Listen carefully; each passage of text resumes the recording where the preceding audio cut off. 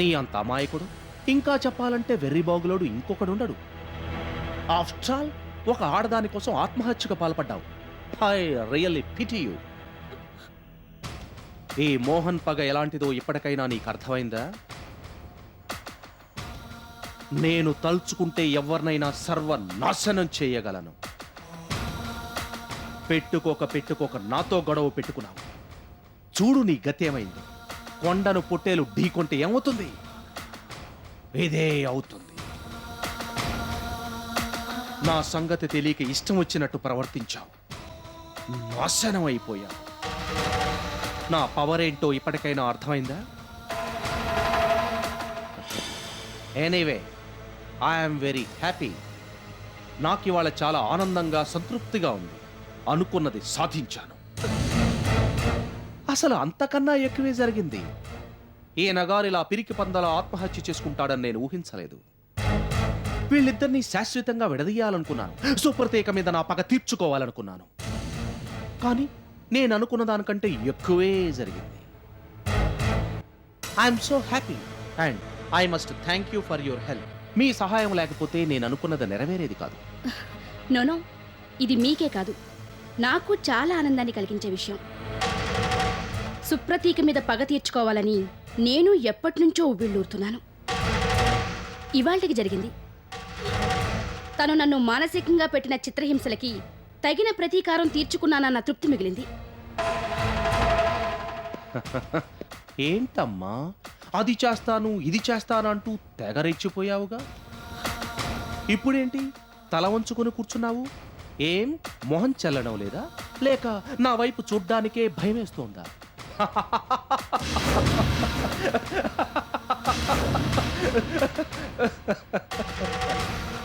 మీ అమ్మను కిడ్నాప్ చేసుండకపోతే నువ్వు మా మాట వినేదానివే కాదు. మేం చెప్పినట్టుగా ఆ డ్రామా ఆడుండేదానివే కాదు. ప్రాణాలు పోయినా నువ్వు ఆ పని చేసుండేదానివి కాదు. నాకు నీ సంగతి బాగా తెలుసు. మాయల పకీరు ప్రాణాలు రామచిలకలో దాగున్నట్టు నీ పంచ ప్రాణాలు నీ తల్లి దగ్గర కేంద్రీకృతమై ఉంటాయని నాకు బాగా తెలుసు. అందుకే ఆ రకంగా చేశాను. నీ రెక్కలు కత్తిరించి అనుకున్నది సాధించాను. బాలకృష్ణ మనసు విరిగిపోయేలా, నిన్ను చూసి అసహించుకునేలా చేయాలని ఎప్పటినుంచో తాపత్రయపడిపోతున్నాను. ఇన్నాళ్లకది నెరవేరింది. ఇందాకన్నట్టు అనుకున్న దానికన్నా ఎక్కువే జరిగింది. ఇక ఎప్పటికీ బాలకృష్ణ నీకు దక్కకుండా పోయాడు. What a wonderful feeling I say. This really calls for a celebration. తప్పకుండా పార్టీ చేసుకోవాలి. ఏమంటారు? నేనెప్పుడు మీ మాట కాదన్నాను? మీరు చెప్పినట్టే చేద్దాం. బ్రహ్మాండమైన పార్టీ అరేంజ్ చేస్తాను. ఫ్రెండ్స్ అందరినీ పిలుస్తాను. మీకు తెలుసు కదా, మా గెస్ట్ హౌస్ లోనే ఏర్పాటు చేయిస్తాను. అక్కడైతే ఎంతమందినైనా ఇన్వైట్ చేయొచ్చు. అవును, పర్సనల్ ఫ్రెండ్స్ తో పాటు బిజినెస్ ఫ్రెండ్స్ ను కూడా ఇన్వైట్ చేస్తాను. I will make it the biggest party in town. సంవత్సరాల తరబడి దాని గురించి అందరూ చర్చించుకునేలా బ్రహ్మాండంగా అరేంజ్మెంట్స్ చేయిస్తాను. చూసిన వాళ్ళ కళ్ళు కుట్టేలా, బంధువుల కళ్ళు చెదిరేలా పార్టీ జరిపిస్తారు. ఎంత ఖర్చైనా పర్వాలేదు. ఢిల్లీ నుంచి, ముంబై నుంచి, బ్రాంచ్ ఆఫీసులు అన్నిటి నుంచి కూడా అందరినీ రప్పిస్తాను. It will be the grandest party in town. పెద్ద పెద్ద వాళ్ళందరినీ పిలుస్తాను. మరి నేను రావద్దా? ఆఫ్ కోర్స్ తప్పకుండా.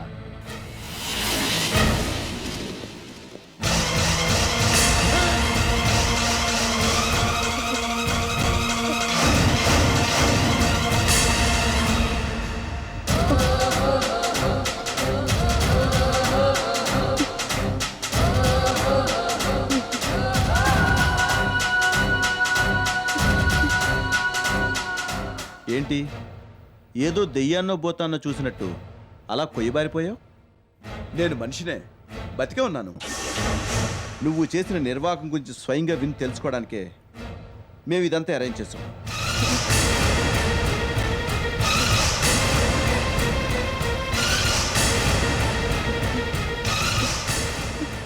ఫర్ యువర్ ఇన్ఫర్మేషన్, ఇదంతా ఎవరు ప్లాన్ చేశారో తెలుసా?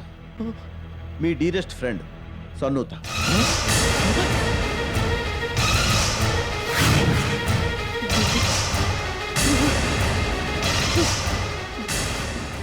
ఆవిడ చెప్పిన ప్లాన్ ప్రకారమే మేము ఇదంతా చేసాం.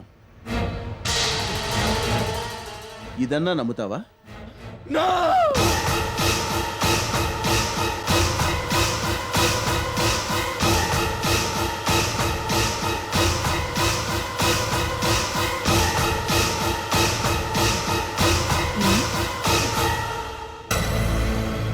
పాపం.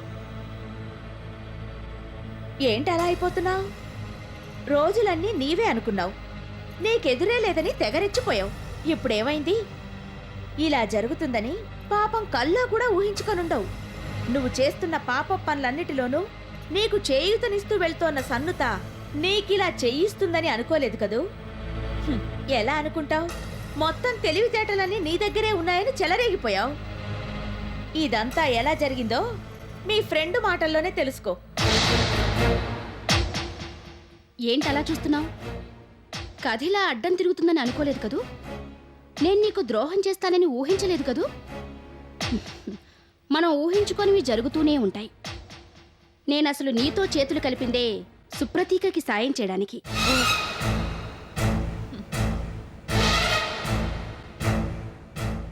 నేను సుప్రతీకని బాలకృష్ణ గారిని చిత్రహింసల పాలు చేశాను.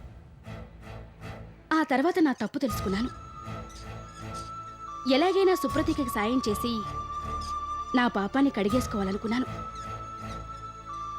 ఆ రోజు నువ్వు నన్ను షాపులో కలిసి సుప్రతీక మీద పగ తీర్చుకోవాలని చెప్పినప్పుడు నీ ఆటలకి ఆనకట్ట వేయడానికే నేను సరేనన్నాను.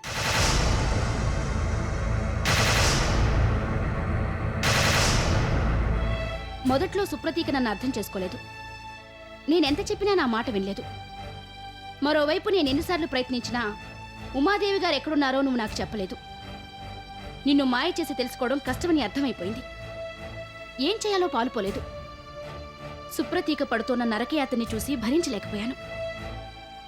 చివరికి బాగా ఆలోచించి బాలకృష్ణ గారిని కలిసి ఇదంతా చేయించాను. సుప్రతీక మీద అసహ్యంతో బాలకృష్ణ గారు ఈ ఊరొదిలి వెళ్ళిపోవాలనుకుంటున్నారని తెలిసింది. వెంటనే ఆయన్ని కలిసి నిజానిజాలు తెలియజేయాలనుకున్నాను. ఆయనకి ఇదంతా చెప్పినప్పుడు సహజంగానే నా మాట నమ్మలేదు. కానీ ఆ తర్వాత నా మాట కొట్టిపారేయలేకపోయారు. అసలు ఆ రోజు ఏం జరిగిందంటే,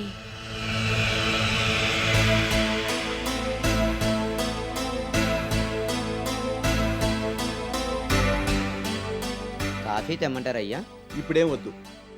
మిగతా సామాన్ అంతా ఎక్కడ పెట్టారు? మెట్ల దగ్గర సర్దానయ్యా. సరే, ఈ సూట్ కేసును కూడా అక్కడే పెట్టండి. అలాగేనయ్యా.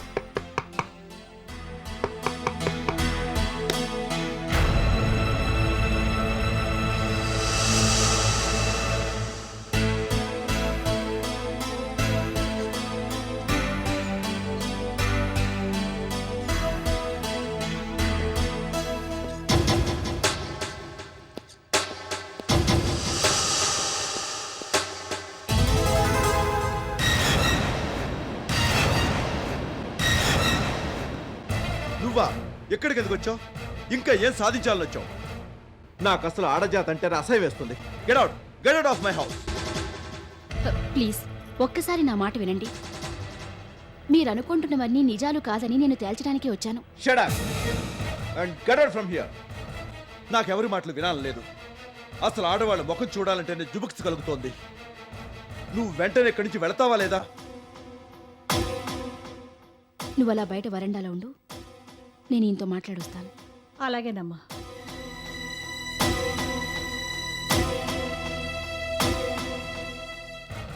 నేను నీతో ఏం మాట్లాడని చెప్తున్నాను కదా. కుంటిదానమైన కనికరంతో బయటికి పొమ్మని చెప్తున్నాను. లేకపోతే ఎప్పుడు మెడపట్టి బయటికి గంటేసేవాడిని. ప్లీజ్ ఫర్ గాడ్ సేక్ ఈ ఒక్కసారికి నా మాట వినండి. ఇది మీ జీవితానికి సుప్రతీక జీవితానికి సంబంధించిన అతి ముఖ్యమైన విషయం. మీ కళ్ళతో చూసింది, మీ చెవులతో విన్నది నిజం కానే కాదు. ఇదంతా మోహన్ ఆడించిన డ్రామా. మిమ్మల్ని ఇద్దరినీ విడదీయడానికి అతను పన్నిన పన్నాగంలో భాగం. ఎప్పటినుంచో అతనికి ఆ కోరికుంది. నువ్వు బయటికి పోతావా లేదా? పోతాను. ఇంకెప్పుడూ ఇటువైపుకి రాను. ఈ ఇంట్లోకొచ్చే అర్హత నాకు లేదని నాకు బాగా తెలుసు. కాకపోతే ఈ ఒక్కసారికి నా మాట వినండి. లేకపోతే నా పాపానికి పరిహారం చేసుకునే అవకాశం కూడా నాకు లేకుండా పోతుంది. Please please listen to me. Wheel చైర్లోంచి లేవలేని అవస్థలో ఉన్నాను. లేకపోతే మీ కాళ్ళ మీద పడి ప్రాధేయపడేదాన్ని. ఉరిశిక్ష పడ్డవాళ్ళకు కూడా ఆఖరి కోరిక తీరుస్తారు. మిమ్మల్ని ఇద్దరినీ ఒక్కటి చేయాలన్న తాపత్రయంతోనే ఇక్కడికి వచ్చాను. ప్లీజ్ నా మాట నమ్మండి. ఈ ఒక్కసారికి నా మాట వినండి. I beg you, please please.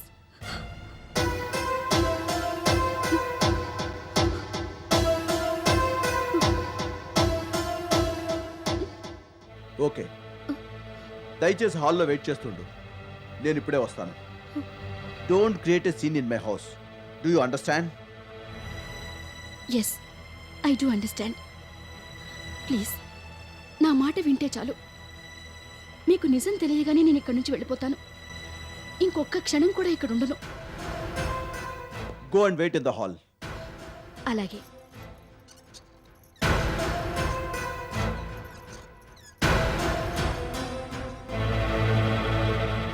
ఏంటి అలా చూస్తున్నావు? నేను బోతలా కనిపిస్తున్నానా? వెళ్ళు, వెళ్ళి నీ పనేదో నువ్వు చూసుకో. హాల్లోకి మాత్రం రావద్దు. అలాగే అలాగే బాబు.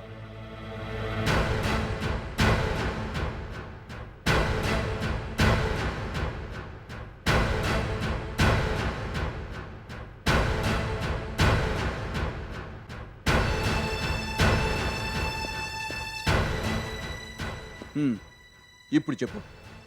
ప్లీజ్ ఒక్క నిమిషం అలా సోఫాలో కూర్చోండి. అంతా వివరంగా చెప్తాను. నాకంత టైం లేదు. ఎక్కువ టైం తీసుకోను. దయచేసి నా మీదున్న ప్రెజుడిస్ అంతా పక్కన పెట్టి శాంతంగా వినండి. మీకు నేను చెప్పింది కన్విన్సింగ్గా అనిపిస్తేనే నా మాట నమ్మండి. ఆ విషయం నువ్వు నాకు చెప్పనక్కర్లేదు. నేను ఎలాగో అదే చేస్తాను. ప్లీజ్ సోఫాలో కూర్చోండి.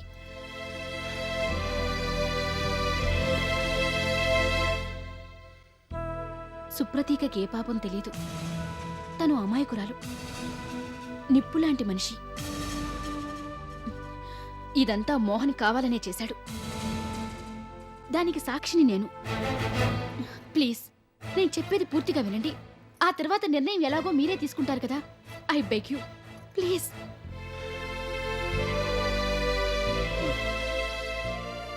సుప్రతీక వాళ్ళ అమ్మగారిని కిడ్నాప్ చేసింది మోహనే.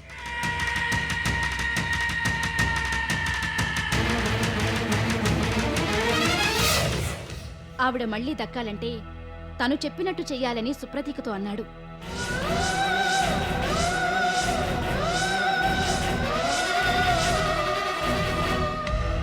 కిడ్నాప్ సంగతి గురించి పోలీసులకు గాని, ఇంట్లో మరెవరికి గాని, ముఖ్యంగా మీకు చెప్పకూడదని కండిషన్ విధించాడు.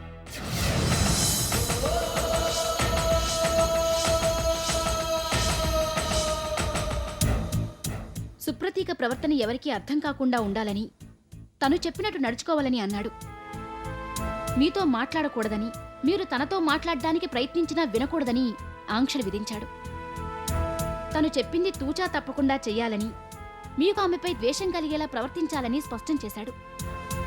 పాపం, ఈ విషవలయంలోంచి బయటపడటానికి సుప్రతీక నానాయాతన పడింది.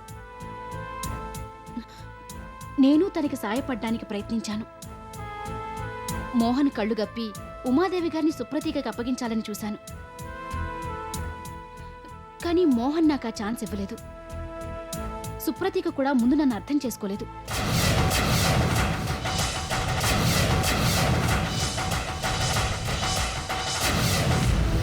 ఇదంతా నేను తన మీద పగ తీర్చుకోవడానికే చేస్తున్నానని అనుకుంది. ఇదంతా నిజమా, లేక మళ్ళీ మీరంతా కలిసి ఆడుతున్న డ్రామానా? ఇంతకు ముందు జరిగిందంత అబద్ధమని, ఇది మాత్రం నిజమని నేను ఎందుకు నమ్మాలి? ప్లీజ్ మీరు నమ్మి తీరాలి. ఎందుకంటే ఇది నిజం కాబట్టి. లేకపోతే నేను ఇదంతా మీకెందుకు చెప్తాను? అన్యాయంగా మీరిద్దరూ విడిపోతుంటే చూసి భరించలేక ఇక్కడికొచ్చాను. మోహన్ ఆడించిన నాటకంలో భాగంగానే సుప్రతీక కూడా మీకు గెస్ట్ హౌస్లో అలా కనిపించింది. డబ్బు కోసం తను మొదటి నుంచి నాటకాలాడుతున్నట్టుగా నటించింది.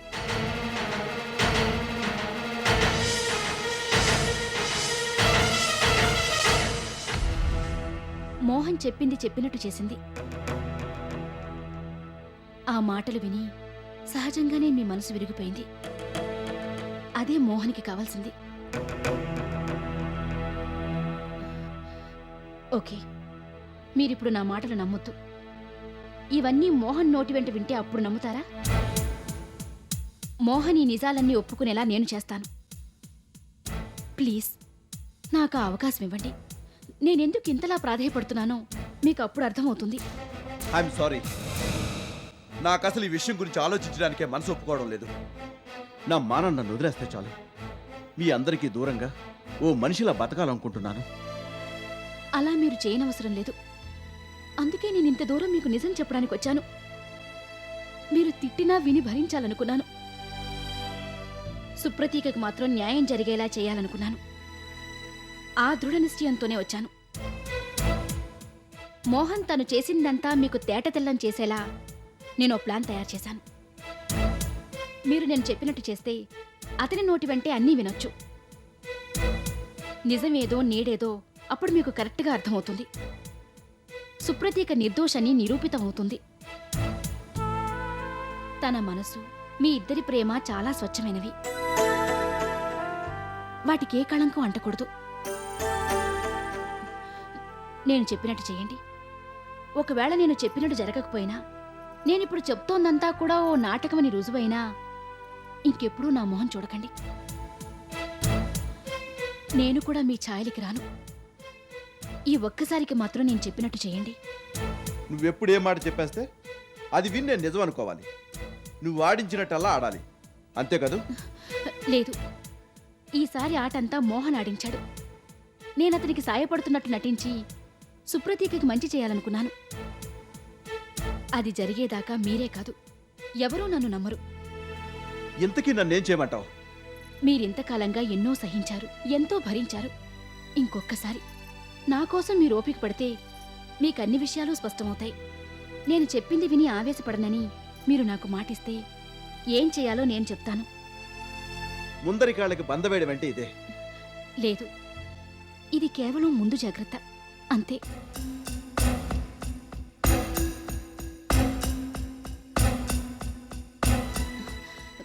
మీరింకేం ఆలోచించొద్దు.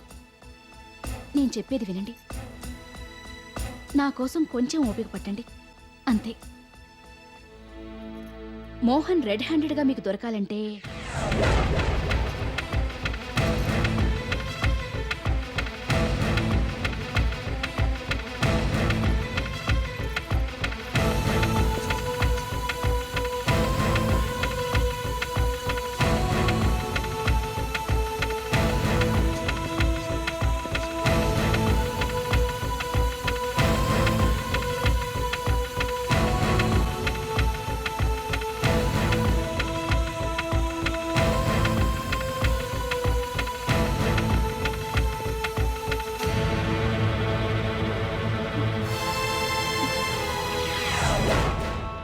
అలా బాలకృష్ణ గారిని అతి కష్టం మీద ఒప్పించి ఇలా చేయించాను.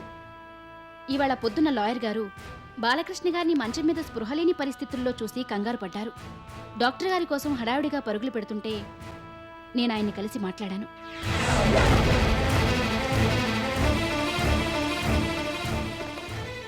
మీరే డాక్టర్ గారికి ఫోన్ చేయనక్కర్లేదు లాయర్ గారు. బాలకృష్ణ గారికి ఏం కాలేదు. వాట్? అవునండి, నేను చెప్పేది నిజం. ఇదంతా మేము ఆడుతోన్న నాటకం. కొన్ని నిజాల్ని బయటికి రప్పించడానికి ఇదంతా చేస్తున్నాం. ఆయనకేం కాలేదు, మీరు కంగారు పడకండి.